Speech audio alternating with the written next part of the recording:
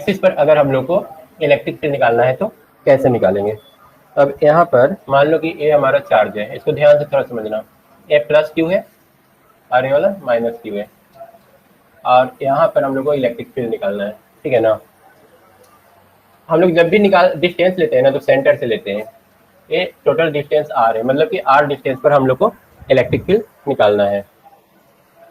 अब हम लोग क्या करेंगे, इस ये जो हमारा डाइपोल है इन दोनों के बीच का डिस्टेंस कितना रहता है, 2d रहता है, ठीक ना। अब इलेक्ट्रिक फील्ड निकालने के लिए पहले क्या करेंगे, ड्यू टू निगेटिव चार्ज और फिर electric field due to positive charge, फिर दोनों को जोड़ देंगे। मतलब टोटल इलेक्ट्रिक फील्ड जो होगा ना वो होगा electric field due to positive charge plus electric field due to negative charge, ठीक है। ये दोनों हम लोग को बारी बारी से निकालना होगा। पहले electric field due to positive charge, electric field का फॉर्मूला हम लोग क्या पढ़ रखे हैं, 1/4πε0 Q/r², ठीक है। r मतलब कि इस पॉजिटिव चार्ज से टोटल डिस्टेंस, यहाँ से पूरा यहाँ तक का डिस्टेंस। अब हम लोग को इलेक्ट्रिक फील्ड निकालने के लिए वो डिस्टेंस पता करना पड़ेगा। तो चलो ये डिस्टेंस पता करते हैं। हम लोग को डिस्टेंस पता करना है यहाँ से लेकर के टोटल यहाँ तक का। बता सकते हो कितना डिस्टेंस होगा।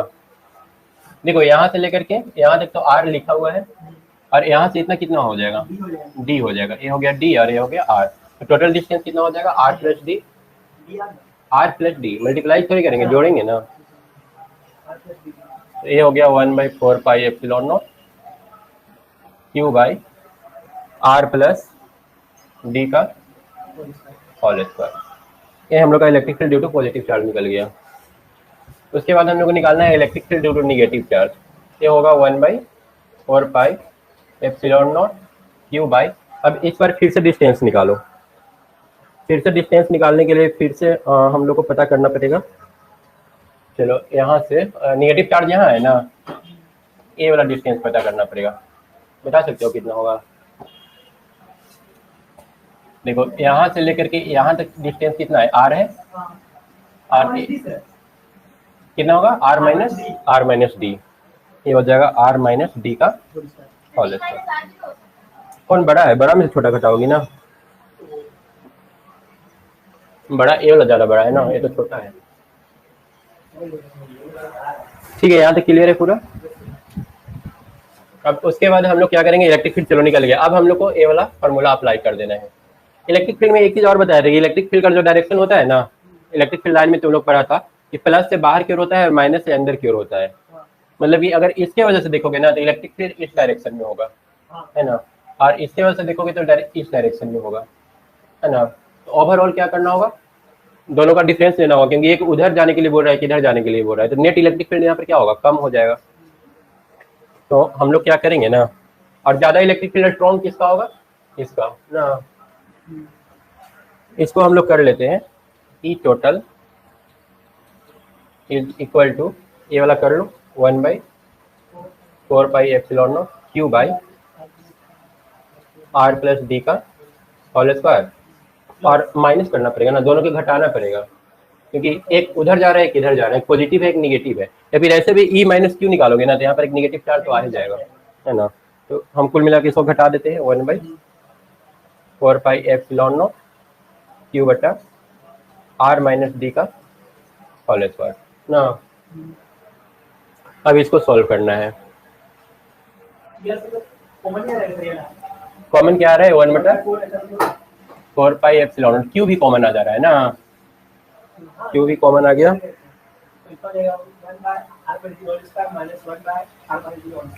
ये बन गया 1/r प्लस डी का होल स्क्वायर माइनस 1/होल स्क्वायर।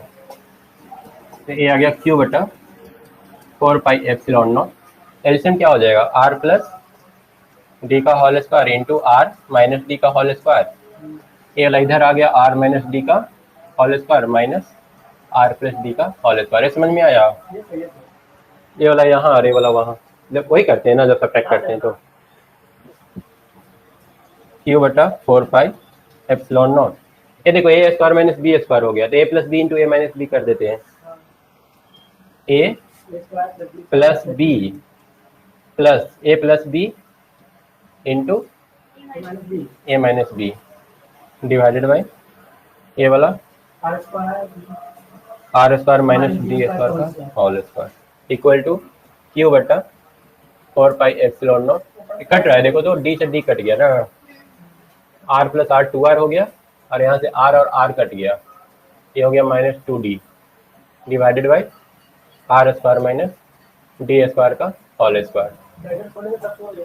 ये हो जाएगा minus of q into 4rd divided by 4 pi epsilon naught into, देखो यहाँ पर डी हम लोग पिछला क्लास में पढ़े थे, डी बहुत छोटा होता है ना, डाइपोल का जो दोनों चार्ज होता है ना एक दूसरे से काफी क्लोज होता है, तो ये काफी छोटा है, और उसका होल स्क्वायर कर दी तो और छोटा हो गया, क्योंकि अगर 1/2 ऑलरेडी छोटा है, इसका होल स्क्वायर करोगे ना तो 1/4 और छोटा हो जाता है वो, तो एकदम निग्लेजिबल हो गया, खत्म हो गया लगभग। तो ये बन गया आर के पावर ए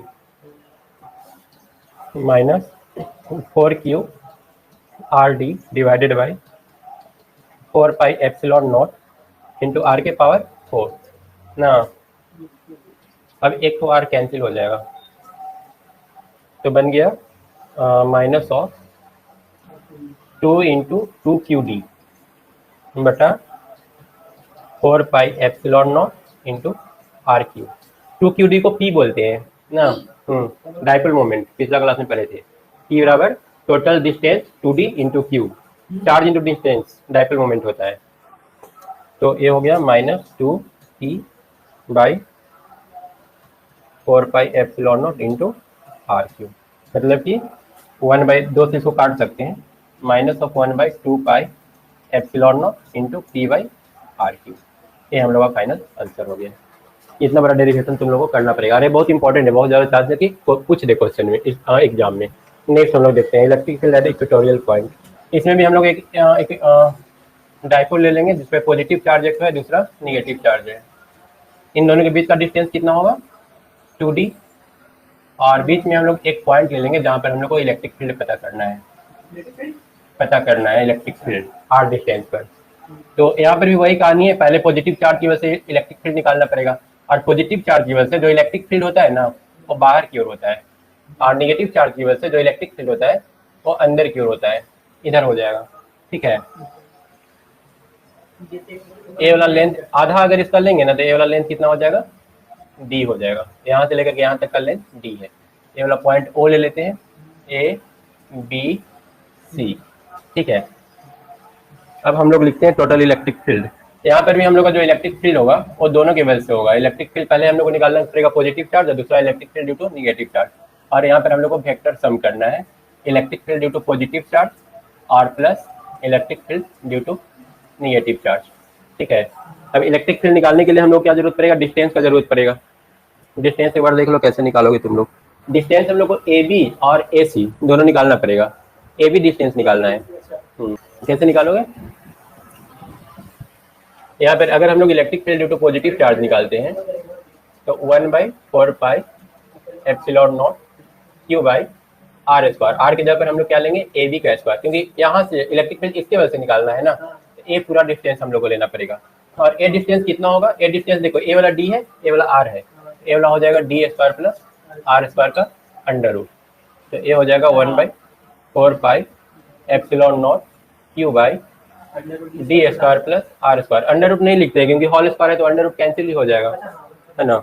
उसके बाद फिर निगेटिव की वजह से निकाल लो electric field due to negative charge, ये हो जाएगा 1/4 pi epsilon naught minus Q.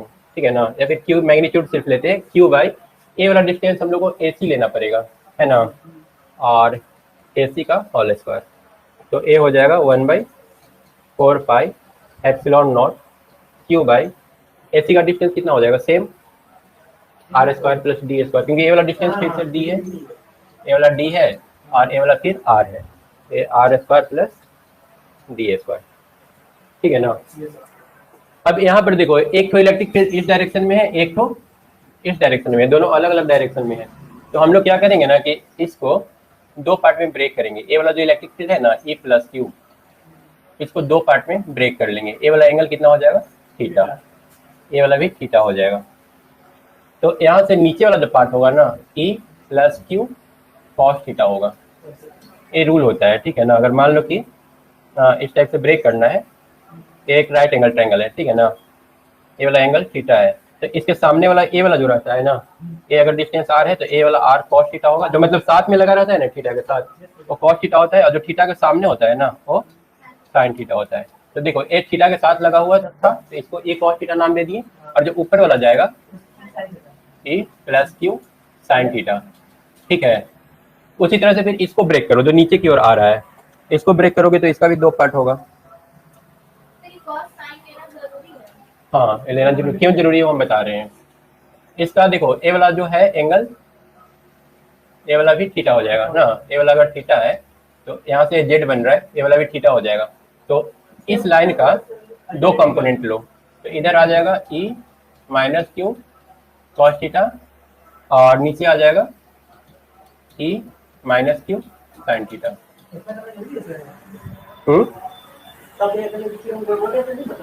क्या ये ब्रेक करना क्यों जरूरी था? ब्रेक करना जरूरी इसलिए है ना, क्योंकि देखो ये वाला दोनों अलग अलग डायरेक्शन में, एक डायरेक्शन में रहता तो हम लोग इजीली जोड़ लेते हैं। मान लो कि दो फोर्स लग रहा है, ठीक है, एक फोर्स इधर ही लग रहा है, दूसरा आदमी भी इधर ही फोर्स लगा रहा है, तो दोनों का ऐड हो जाएगा। दोनों मान लो कि 5-5 न्यूटन दोनों लगा रहा है, तो हम बोल देंगे 10 न्यूटन लग रहा है फोर्स, और ऑब्जेक्ट इधर ही जाएगा। लेकिन मान लो कि एक इधर खींच रहा है और एक इधर खींच रहा है, तो कुल मिलाकर के ऑब्जेक्ट किधर जाएगा ये पता करना तो कॉम्प्लिकेटेड हो गया है ना। तो उसके लिए हम लोग क्या करते हैं ना कि इसको और या इसको, इसी को मान लो कि ये तिरछा है, जो तिरछा लाइन रहता है ना उसको दो पार्ट में ब्रेक कर लेते हैं। जैसे ये तिरछा लाइन है तो इसको दो पार्ट में ब्रेक करेंगे, एक इधर एक इधर। अब इसमें से इसमें इसको घटा लेंगे, एक तो ए फोर्स है एक तो ए फोर्स है, ये दोनों अब घटाना सिंपल हो गया क्योंकि एक ऊपर है एक नीचे है। यहाँ पर वही हो रहा है, देखो इसके वजह से इसको जब दो पार्ट में हम ब्रेक किए ना तो एक पार्ट ऊपर जा रहा है एक पार्ट इधर जा रहा है, और जब इसको ब्रेक किए तो इसका भी एक पार्ट इधर एक पार्ट इधर, तो ए वाला और ए वाला कैंसिल हो गया, एक दूसरे को कट आउट कर लिया, क्योंकि जितना ऊपर उतना ही नीचे। और ये दोनों देखो एक डायरेक्शन में हो गया, एक डायरेक्शन में हो गया तो इसको इजीली हम लोग जोड़ सकते हैं। तो अब हम लोग का ई टोटल जो होगा ना, ई टोटल हो जाएगा, देखो यहाँ पर E plus Q cos theta plus E minus Q cos theta, दोनों कॉस ही है ना, E minus Q cos theta, इन दोनों को अब जोड़ लेंगे हम लोग। अब चलो इसको जोड़ते हैं। तो ई पी प्लस क्यू का वैल्यू कितना आया, 1/4 पाई एप्सिलॉन नॉट क्यू बटा r square plus D square आया था, आर इंटू कॉस थीटा, और इसका वैल्यू आया है प्लस सेम आया था ना 1/4 पाई एप्सिलॉन नॉट क्यू बटा r square plus D square cos theta, दोनों का सेम आया था। तो दोनों को मिला करके दो ठो हो जाएगा, ऐसा ऐसा टोटल दो हो गया, 2/4 पाई एप्सिलॉन नॉट क्यू बटा r square plus D square, और साथ में एक कॉस थीटा।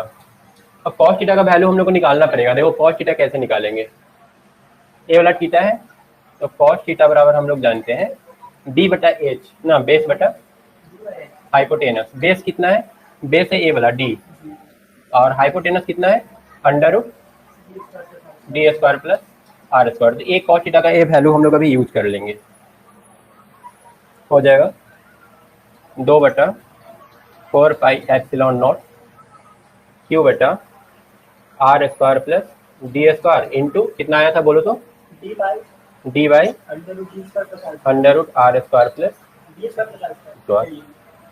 अब उसके बाद इसको काट सकते हैं हम लोग या फिर छोड़ देते हैं, आगे पीछे तो कर ही सकते हैं। ये देखो ऊपर में आ गया 2QD बटा 4 पाई एप्सिलॉन नॉट, और ए वाला देखो इसका पावर 1 है और इसका पावर 1/2 है, तो हो जाएगा r square plus D square के पावर 3/2। अब यहाँ से इक्वल टू 2QD को क्या बोलते हैं, पी बोलते हैं, पी बटा 4 पाई एप्सिलॉन नॉट, और इसमें हम लोग पढ़े थे कि डी बहुत छोटा होता है तो डी खत्म हो जाएगा, तो 1/r स्क्वायर के पावर 3/2। अब यहाँ से दो दो कैंसिल, तो बच गया 1/4 pi epsilon naught into T बटा कितना आर क्यू ना, ये हम लोग का आंसर हो जाएगा इलेक्ट्रिक फील्ड का।